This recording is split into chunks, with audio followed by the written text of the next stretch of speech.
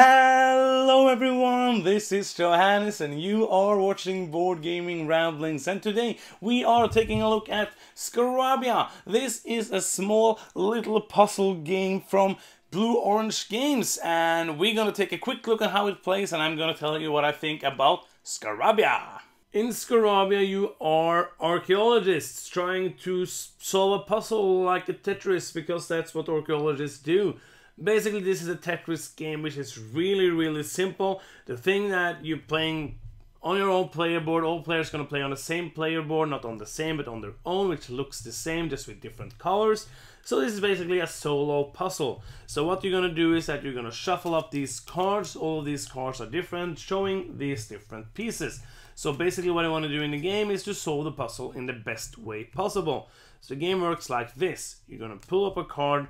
You're going to find that piece, all players finding that piece, and all players simultaneously, without looking at the others, are going to place that piece. Let's say I, for example, place it over here. And then we're going to draw another card, and everybody going to pick that piece. And then you have to take that piece and you have to place it adjacent, so that at least one of the edges matches the other one you already placed. The goal of the game is to make these closed areas. So let's see if I can make one right now.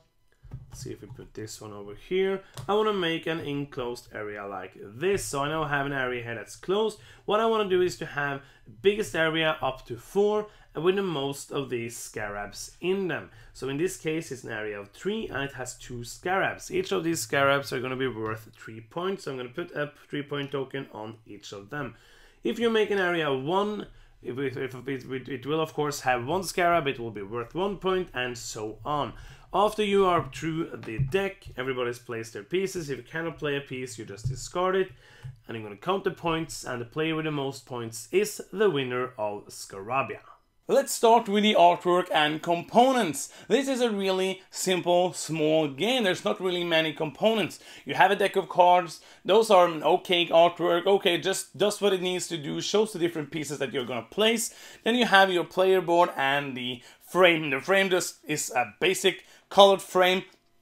And your pieces, you're going to put them in different orientations. They're kind of hard to fill in sometimes. In some of the variations of different ways you can flip it. Sometimes it's really hard to put them into the frame. But other than that, it works really well. And then you have the little mountains, which you didn't really need to have there at all. They could only just be a mountain on the picture, and you didn't really need it. But I really like that Blue Orange tries to do this little 3D thing. It just adds a tiny bit to the feel and the enjoyment of the game. So I really like how they did that. The Scarabya tokens are easy. The Scarab tokens, I mean, are easy, simple, and the artwork is kind of plain, but it works well, and I haven't really thought about it. I like that there's different artwork on the different pieces of different colors. That is really nice. And so all in all, it's a great production value. Especially like those little mountains that you put into your board, which aren't really needed, but they added anyway. So gameplay, which is of course the most important thing. Let's start with enjoyment of play. I have enjoyed my games of Scarabya quite a bit. It's a really simple game, like you should know that. It is a game that takes maybe 10 minutes to play. It is so short, like it's just a tiny little puzzle, and it's completely multiplayer solitaire. So if you don't like that, you're probably not going to like this game. So as you saw in the description of the rules, or kind of the overview, all you do is flip a card and you put a piece. So it's all about doing the most optimal puzzle for you, and everybody's having the same board at the same time. So it's basically trying to optimize the way that you solve that puzzle and do that puzzle better than the other players. If you've seen some of my other videos, you do know that I love these kind of Tetris games, and this is no exception. It's just fun. It's a solvable little simple puzzle that is fun to play. Ease of play, nothing to say. Flip a tile, flip a peep. I can't say it, so that must mean it's kind of a hard game. Flip a card, put a piece. That's the game. Really simple to play. Play time, as I said, is 10 minutes. The box says 15 to 20. I don't think I could ever manage to play this game in 20 minutes. Maybe if you play with kids and they need time to think about it. But when we played it, it took like 5 to 10 minutes to play, depending on the players that we played with. Player count, Doesn't really matter. I played it solo, which kind of changes the rules. I just wanted to do it to check it out. It was okay solo.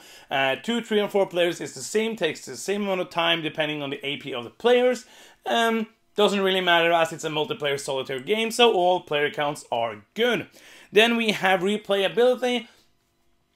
I think if you like this kind of puzzles, there's a kind of high replayability. The game is going to be different each time. You're going to have a different puzzle every time you play it. It's going to feel like the same game. It's just going to be an optimization puzzle, trying to do the best you can with the options you got. So this is not going to be a game that I play all the time, but it might be a game that I pick up to play once in a while, because it's a fun little puzzle game.